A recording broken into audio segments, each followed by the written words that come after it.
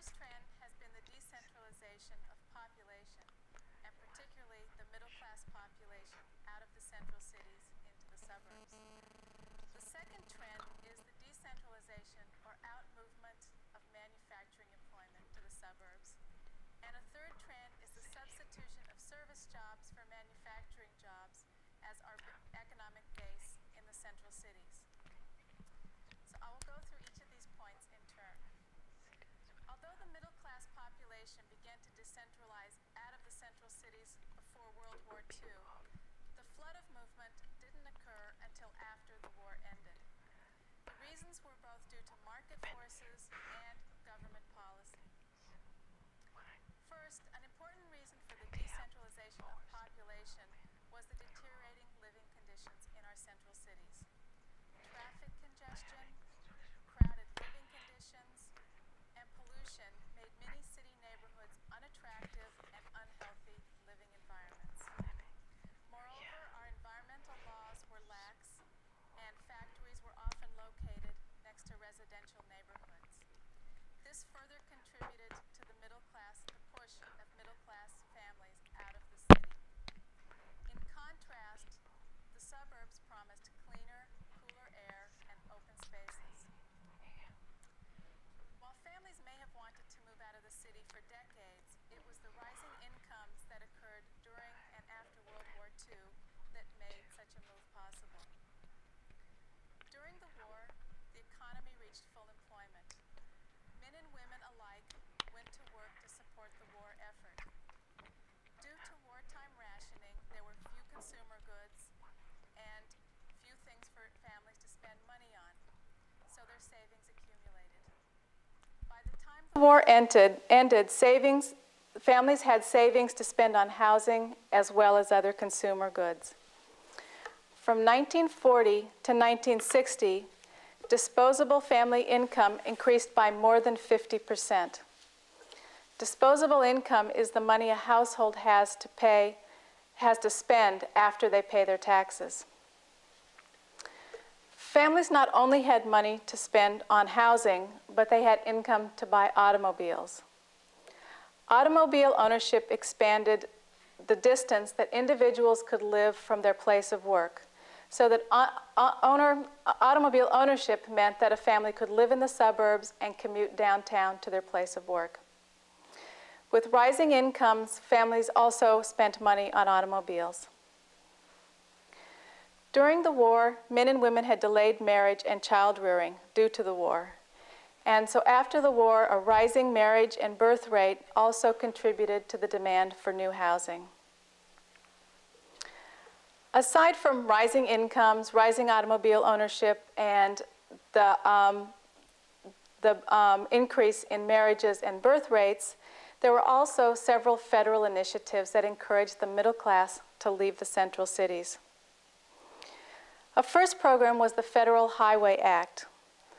The Federal Highway Act put a tax on gasoline so that every time anyone buys a gallon of gasoline, they pay a tax.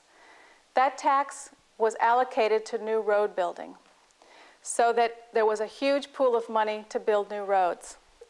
This meant that our roads expanded rapidly around the cities and between cities. As roads improved, families could live further from their places of work and commute. So road building also made it possible for middle-income families to move out of the cities to the suburbs. Remember during this time that employment was still centered in the central cities, so people were still attached to the central cities. They could live in the suburbs, but they had to come downtown for their jobs. Another federal program that encouraged the out-migration of middle-income families was the FHA, Federal Housing Administration, and VA, Veterans Administration programs. These two programs guaranteed loans that banks would make to homeowners. So for example, if you were a homeowner and you participated in this program and you borrowed money from a bank, if you defaulted on your mortgage, the bank would be paid back by the federal government. This made banks very ready to make loans for mortgages. Also, mortgages were extended to 30 years, and often the down payment was only 5%. So this program made a lot of mortgage money available to residents, and it made home ownership extremely affordable. Moreover, it's encouraged moves to the suburbs because it was in the suburbs that you could own a home. In the central cities, you primarily had to rent. In 1950, 57% of the urban population lived in the central cities. So in 1950, more than half of our urban populations were located in the down in the central parts of the city. Today, less than 35% of urban residents live in the central cities. Moreover, the incomes of our central city residents, the average income of central city residents has gone down as middle-income families have moved out. For example, 16% of central city residents fall into the poverty category, while only 7% of suburban residents are poor. A second major trend to affect central cities is the loss of manufacturing employment. In 1950, about 37% of manufacturing employment in urban areas was located downtown. By 1990, more than 60% of our manufacturing employment that's in cities is located in the suburbs, leaving less than 40% of manufacturing employment downtown. We can see this if you drive through cities. You can see lots of vacant land in the industrial areas of our older cities. There are also a number of reasons for the out-movement or out-migration of manufacturing. One reason is that plants began to move out to follow the labor force.